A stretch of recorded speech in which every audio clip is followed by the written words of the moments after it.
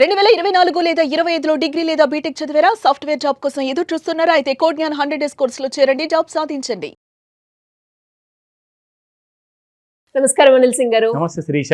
Sir, గత కొన్ని రోజులుగా మనం చూస్తే రూపాయి వాల్యూ అనేది తగ్గుతూ వస్తూ ఉంది. దీనికి గల కారణాలు ఏంటి? రూపాయి వాల్యూ తగ్గడం వల్ల జాబ్ చేసే వాళ్ళకైనా, ఫర్దర్గా ఎవరైనా కూడా ఇన్వెస్ట్మెంట్ చేసే వాళ్ళకైనా బిజినెస్ పరంగా ఎలాంటి ఇంపాక్ట్ చూపిస్తుందంటారు? దీని గురించి ఆర్బీఐ ఎలాంటి చర్యలు తీసుకుంటుంది సార్?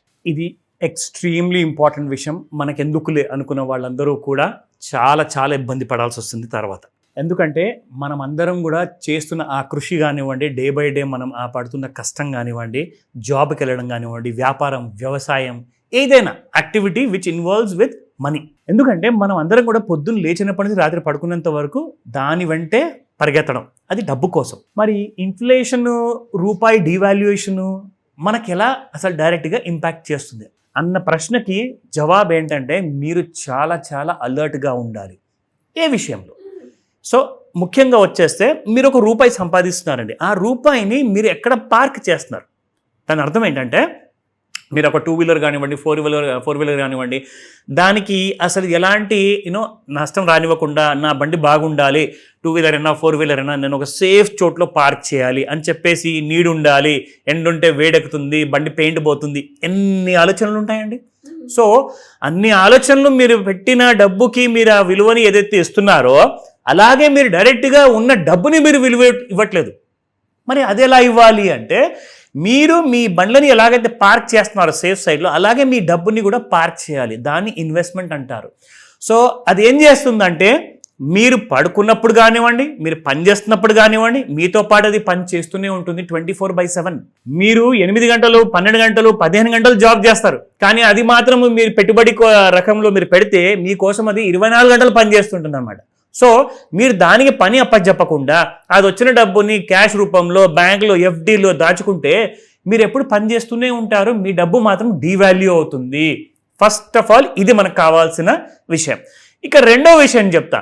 ఇంకా డబ్బు డీవాల్యూ కాబోతుంది అంటే మీ దగ్గర ఉన్న ₹1,00,000 కానివ్వండి, ₹1 కానివ్వండి, దాని విలువ ఇంకా దిగబోతుంది.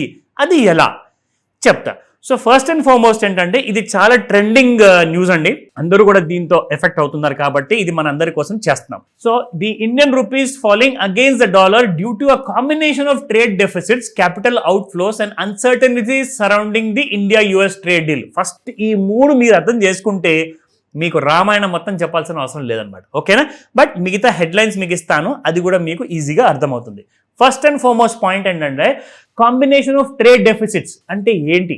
ఇప్పుడు thanks and no thanks to American president గారు, ఆయన ఏం చేశారంటే టారిఫ్లన్నీ కూడా సెలెక్టెడ్ మోడ్లో వేశారు. అదేంటి టారిఫ్ ఏంటి, సెలెక్టెడ్ మోడ్లో ఏంటి అంటే, సెలెక్టెడ్ మోడ్లో ఏంటంటే ముఖ్యంగా మన ఇండియన్ ఏవైతే ఎక్కువగా ఎక్స్పోర్ట్స్ ఇండియన్ కంపెనీస్ అమెరికన్ దేశానికి పంపిస్తున్నాయో అందులో నుంచి textile major, cotton shirts, cotton బట్టలు కానివ్వండి, ఆర్ వేరే రకాలైన ఎక్స్పెన్సివ్ ఐటమ్స్ కానివ్వండి, ఇవన్నీ కూడా ఇండియా నుంచి మేజర్గా ఎక్స్పోర్ట్ చేస్తున్నారు. ఈ పెద్ద మనిషి ఏం చేశారంటే అమెరికా రాష్ట్రపతి గారు మన ఇండియా నుంచి ఏదైతే ఎక్స్పోర్ట్ అవుతుందో దాని మీద 50% ట్యాక్స్ విధించారు. అంటే ₹100 వస్తువు ఇప్పుడు మీరు కొనాలి అనుకుంటే ట్యాక్స్ ₹50 ఎక్స్ట్రా కట్టాలి. అంటే మీరు ₹150 ఎక్స్ట్రా పెట్టాలి. 50% డైరెక్ట్గా ఎఫెక్ట్. ఇక రెండో విషయం, ఇరాన్తో ఫ్రెండ్షిప్ ఎవరైతే పెట్టుకున్నారో, ఇరాన్తో ఎవరైతే బిజినెస్ చేస్తున్నారో వాళ్ళకి అడిషనల్గా 25%. అంటే మనం 75% మన వస్తువులు అక్కడికి వెళ్తున్నాయి కదా, ₹100 వస్తువుకి మీరు ₹75 ఎక్స్ట్రా పే చేస్తేనే అమెరికన్స్ అప్పటిదాకా కొనుక్కోలేరు మన వస్తువుని. సో దీనివల్ల ఏమైందంటే మన ఎక్స్పోర్ట్ బిల్ ఏదైతే ఉందో, అంటే కొన్ని వందల వేల లక్షల కోట్ల ఎక్స్పోర్ట్ జరిగేది ఇప్పుడు 100 కోట్లు కూడా జరగట్లా సరిగ్గా. ఎందుకంటే అక్కడి జనాలందరూ ఇండియన్ గూడ్స్ని కొనడం మానేస్తున్నారు.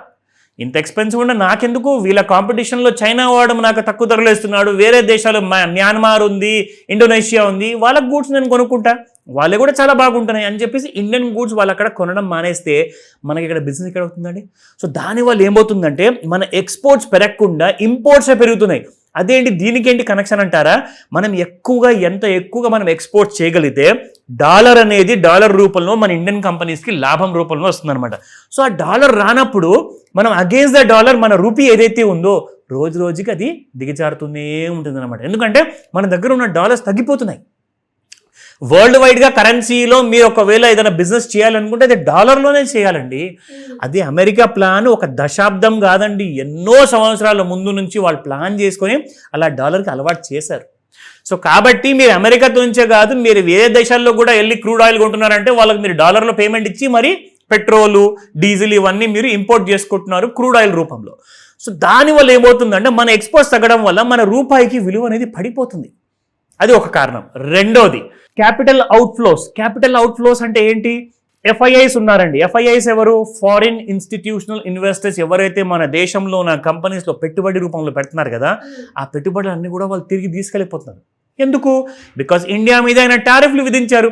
టారిఫ్లు విధిస్తే వీళ్ళ కంపెనీలు ప్రాఫిట్లు పడిపోతే నా పెట్టుబడి కూడా లాస్లోకి వస్తుంది. కాబట్టి నా పెట్టుబడి నేను తిరిగి అమెరికాకి తీసుకెళ్ళిపోతున్నాను. That is capital outflows. మూడోది, ఇది చాలా ఇంపార్టెంట్ అండి. ఇవన్నిటికీ ఇప్పుడు జరుగుతున్నటికి కారణం ఇదే, surrounding the India US trade deal. గత సంవత్సరం నుంచి 2-3 సంవత్సరాల నుంచి ఇదే మాట్లాడుకుంటున్నారండి. మన ఓవర్సీస్ మినిస్టర్, ఎవరైతే ఫారిన్ మినిస్టర్ ఉన్నారో, మన దేశ ప్రధానమంత్రి ఉన్నారో, ప్రయత్నిస్తూనే ఉన్నారు. ఒక మంచి యుఎస్ ట్రేడ్ డీల్ జరగాలి, ఇండియా పైన ఉన్న అడిషనల్ టారిఫ్లన్నీ కూడా తొలగాలి అని చెప్పే ప్రయత్నం చేస్తూనే ఉన్నారు, కానీ అది మాత్రం ఫలించట్లేదు. దానివల్ల ఇంకా రూపాయి విలువ పడిపోతుంది.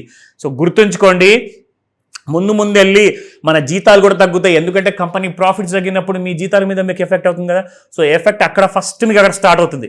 రెండోది, మీరు సంపాదించిన ఆ రూపాయి విలువ కూడా దిగిపోతుంది. సో కాబట్టి మీరు మీ ఫ్యూచర్ని సెక్యూర్ చేసుకోవాలి. ఈ రోజు నడుస్తున్న ఫ్యాక్టరీ బిజినెస్లు ఇంకొక 10 ఏళ్ల తర్వాత నడుస్తాయా లేదా అన్న గ్యారంటీ లేదు. ఉన్న జాబ్ కాస్త ఉంటుందా ఊడుతుందా అన్న గ్యారంటీ లేదు. సో కాబట్టి రూపాయి డీవాల్యూ అవుతుందా డైలీ బేసిస్లో లేదా నెల బేసిస్లో అవుతుందా లేదా అన్న విషయం మీరు తెలుసుకోవాలి అంటే నన్ను కాల్ చేయండి. నేను మీకు డైలీ బేసిస్లో హెల్ప్ చేస్తాను. ఎక్కడెక్కడ ఆ స్మార్ట్ పద్ధతిలో ఇన్వెస్ట్మెంట్స్ చేయాలి, ఈ రోజే నేను రాబోయే నెక్స్ట్ 20 years కోసం 30 years కోసం భవిష్యత్తు కోసం ఒక పునాది వేస్తాను సార్ అంటే ఇంట్రెస్ట్ ఉన్న వాళ్ళు అడగండి, చెప్తా. బట్ చాలా ఇంపార్టెంట్ ఫ్యాక్టర్స్ కూడా ఇంకా ఉన్నాయి ఇక్కడ. కొన్ని key factors contributing to the rupee's decline, trade deficit. ఇందాక మనం మాట్లాడుకున్నాం కదా, అది ఫస్ట్ పాయింట్. రెండోది uncertainty over the India US trade deal. మూడోది క్యాపిటల్ అవుట్ఫ్లోస్. నాలుగోది వచ్చేసేసి weak global demand for rupee. ఎందుకంటే బాబు నా దగ్గర ఇండియాలో రూపాయలు ఉన్నాయి నాన్న, నువ్వు ఇది తీసుకొని నాకు బిజినెస్ నా కంట్రీతో పాటు చేయమంటే ఎవడు కూడా ఇండియా రూపీలో ఇంట్రెస్టెడ్ లేరు. సో అది చాలా ముఖ్యమైన విషయము. చాలా ఇంపార్టెంట్ ఏంటంటే RBI's లిమిటెడ్ ఇంటర్వెన్షన్. ఇది కాస్త డీటెయిల్గా చెప్తాను మీకు.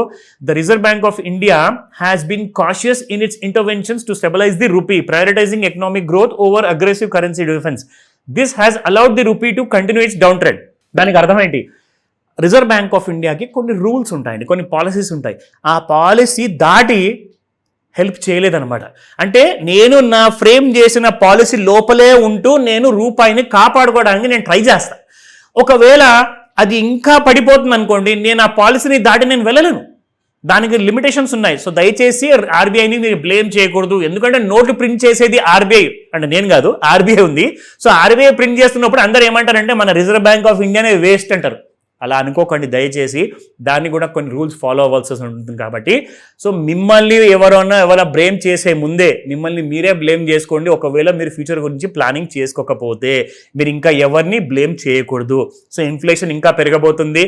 అవన్నిటిని కూడా మీరు ఫోకస్లో పెట్టుకొని ముందుకొస్తే మీరు సేఫ్గా ఉంటారు, మీ పిల్లలు సేఫ్గా ఉంటారు. ఆలోచించుకోండి. Great information sir. మీరు అన్నట్టుగానే ప్రతి ఒక్కరు కూడా అలర్ట్ అవ్వాల్సిన విషయం అండ్ ముందు జాగ్రత్తలు తీసుకోవాల్సిన సిచ్యువేషన్ ఇది మనందరికీ కూడా. Anyways great knowledge. Thank you so much. Welcome Sirisha.